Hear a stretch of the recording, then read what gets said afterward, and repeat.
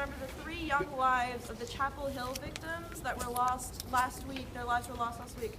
Dia Barakat, Yusur Abu Salha, and Razan Abu Salha. I'm sorry if I'm butchering their names. Okay. We're also gathered to remember Kayla Mueller, who was a humanist that was killed while imprisoned by ISIS/ISIL.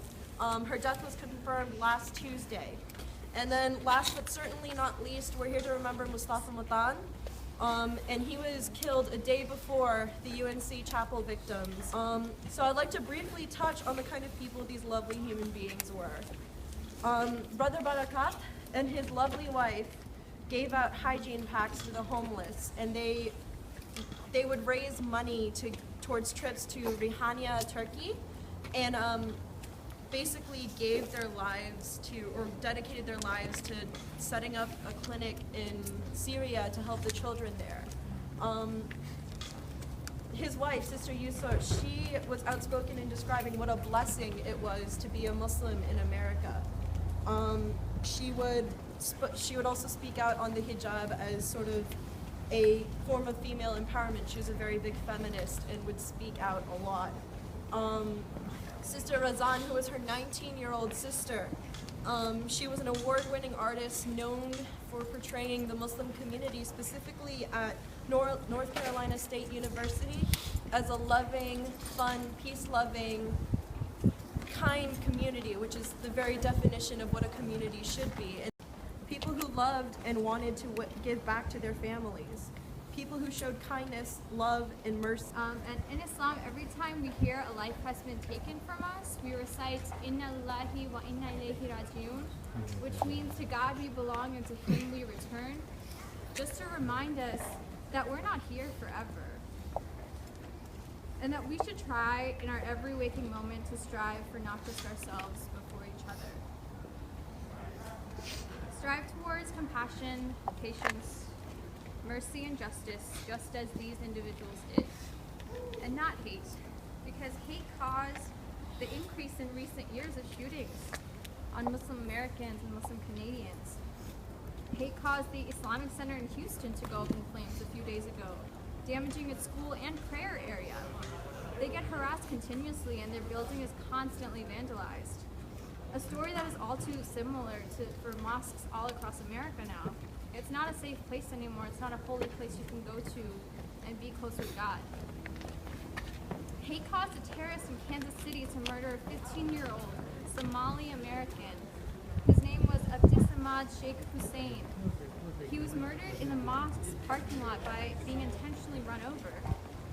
He was targeted because he was the imam's son there. Embody them, embody and inspire other people as they did. Let's try to make the world these individuals dreamed of reality. A world of love, caring, giving without expecting anything in return, and mercy. When acts born from hate and a lack of mercy happen, it is difficult to react with love. But I encourage everyone to try this, to try to train this sort of a reaction of love into themselves. The first passage comes from Surah Ma'idah, verse 48. And we have revealed to you, O Muhammad, the book in truth, confirming that which preceded it of the scripture and as a criterion over it. So judge between them by what Allah has revealed, and do not follow their inclinations away from what has come to you of the truth. To each of you we prescribed a law and a method. Had Allah willed, He would have made you one nation, united in religion, but He intended to test you in what He has given you. So race to all that is good. In times where hate is compacted and formed into an act, it is more productive to stand together rather than divided. A community being barraged by hate cannot expect itself to stand on its own. We can all lean on one another.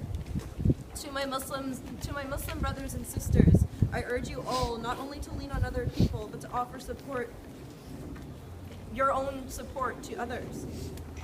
Let's draw our community close, and in the process, let's make sure the silence that followed Brother Matan's death never happens again. We ask Allah to give Tiago for Mustafa, Kayla, and Razan the highest level of paradise. We ask them to get all their sins forgiven. We ask Allah to give humans all around the world the ability to forgive, all these murderers, and the ability to guide all these people who have hate in their heart. We ask Allah.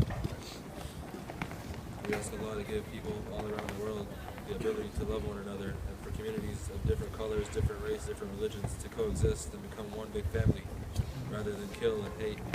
And we ask Allah to let us stop killings all over the world and stop making it normal for us to wake up every day and open the news and find someone, murdered, and then, move on to the next article. And we ask Allah to give us all the ability in our heart to love one another, to make this a beautiful